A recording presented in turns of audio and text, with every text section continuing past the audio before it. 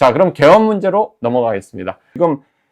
지금 이제 권성동이가 개헌을 계속 추진을 하고 있고, 지금 개헌 세력은 제가 누차 말씀을 드리지, 조중동이 자신들의 영향을 확대하기 위해서 계속 그 전서부터 해서 이준석이와 김종인을 데리고, 그리고 그 뒤에는 이제 중국 공산당의 영향권 내에 있는 사람들이죠. 조중동이 특히 심하죠. 그래서 개헌에 있어서 자기들도 한 축을 차지하려고 그러는 거고, 김미성, 이주호, 박지원, 그리고 개헌파가 상당히 많습니다. 김두관 같은 사람도 뭐 갑자기 부정선거 얘기하든지 주새끼 마냥 갑자기 이제 개헌 얘기하기 시작했죠. 자, 이 이야기가 이제 왜 나오느냐 하면은요, 우리나라는 오랫동안 이 부분에 능력은 안 되고, 근데 이 부패 공동체를 계속 형성하기 위해서 그 개헌을 계속 추진하고 의원 내각제를 하고 싶어 하는 세력이 오랫동안 존재했습니다.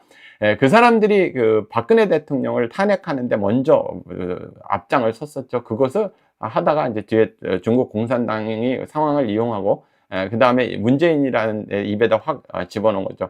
문재인도 의원 내각제 세력이고 개헌 세력입니다. 그래야지 영원히 자기가 그 수백조 원을 갖다가 부채를 올려놓은 그러한 부분들에 있어서 비리가 영원히 이제 갇히는 거죠. 문재인파들도 잠재적인 전부 개헌파들입니다. 그러니까 개헌들.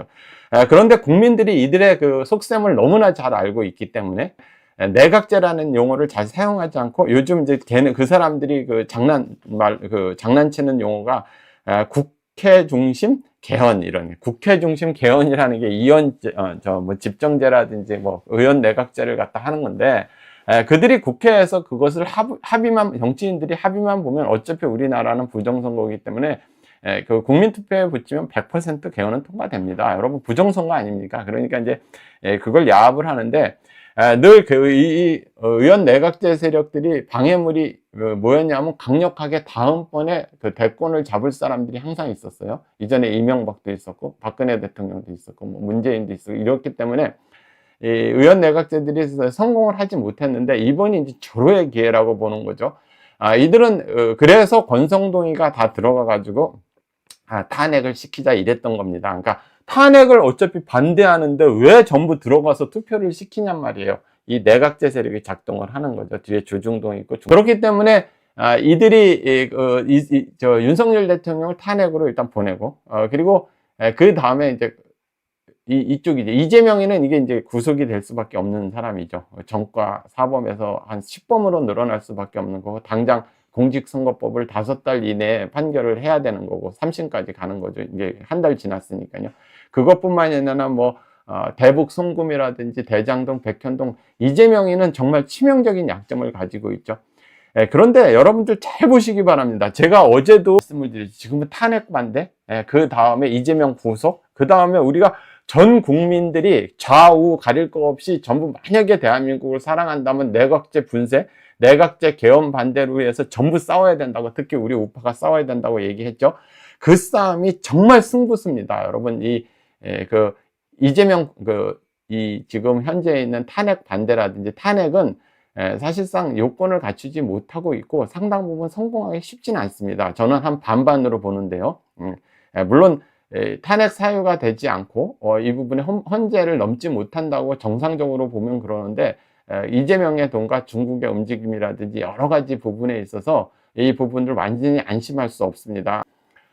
이들이 성공 가능성은 반반이라고 보고요. 상당히 그래도 6대4 정도로 저는 탄핵이 되지 않는다고 봅니다. 그리고 최선을 다하고 있습니다. 여러분들 탄핵 반대하고 투쟁하고. 그 다음에 이재명이는 구속된다고 봅니다.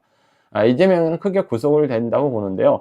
이재명 주변에 있는 놈들이 이재명을 위하는 것 같지만 사실 그들이 그 개헌 세력이에요. 정청래라든지 김민석 이런 놈들이 얼마나 퀄리티가 낮지만 잔머리가 굴러가는데, 이재명이가 끝내 이 부분에 성공하기가 어렵다는 걸 그들이 모를까요? 그런데 계속 이재명한테 안심을 시키죠. 우리가 계속 법을 통과시키고 재판을 지연시키면 너는 살 수 있다, 살 수 있다 이러면서 실제적으로 이재명이는 갈 가능성이 굉장히 높은 거죠.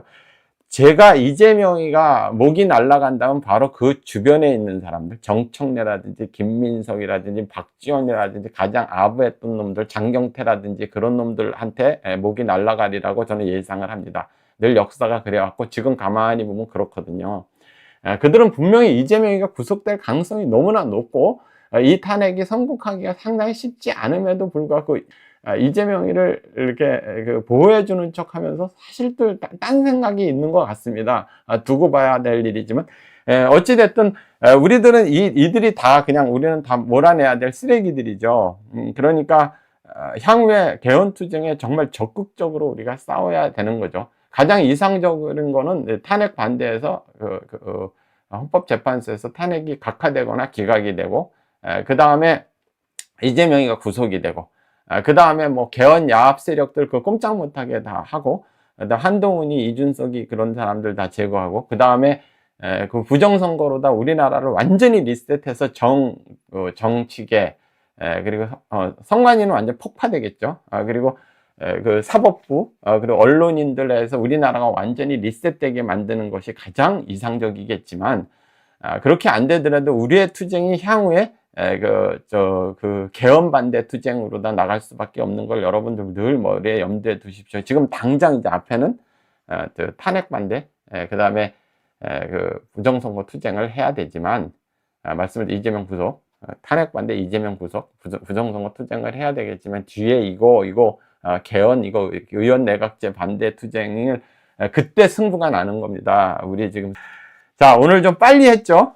선생님, 네, 이제 아시겠죠? 자, 지금부터는 이제 문답을 하고요. 좀 이렇게 말씀을 드리겠습니다. 네네. 질문해 주십시오. 좀 이제 질문해 주시면 대답을 하겠습니다.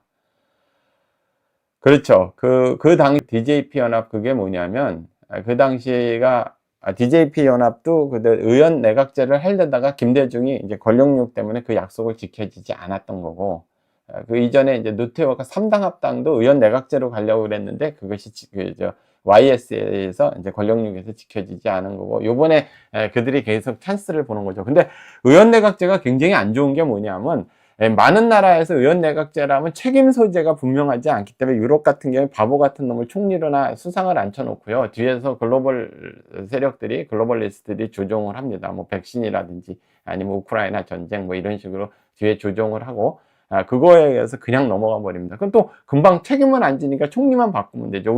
우리 같은 경우는 굉장히 취약한 게, 중국 공산당, 그리고 북한, 그리고 미국이 있기 때문에 이 의원 내각제를 하면, 제가 어제도 말씀을 드렸죠. 뭐 예를 들어서 박지원 같은 놈이 총리를 갖다 6개월 하다가 각종 매국 짓을 다 하면 막 국민들이 화를 내면 책임지고 물러나겠습니다. 그러니까 사람들이 박수 치면은 김무성이가 온단 말이에요. 김무성 2달 하고서 또 매국 짓 하고 또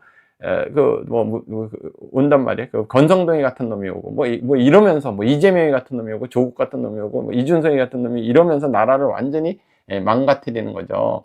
우리나라는 절대로 의원 내각제를 해서는 안 되고 개헌을 하지 말아야 됩니다. 그거 정말 중요한 일입니다. 여러분, 우리나라 완전히 중국의 속방이 되는 거예요.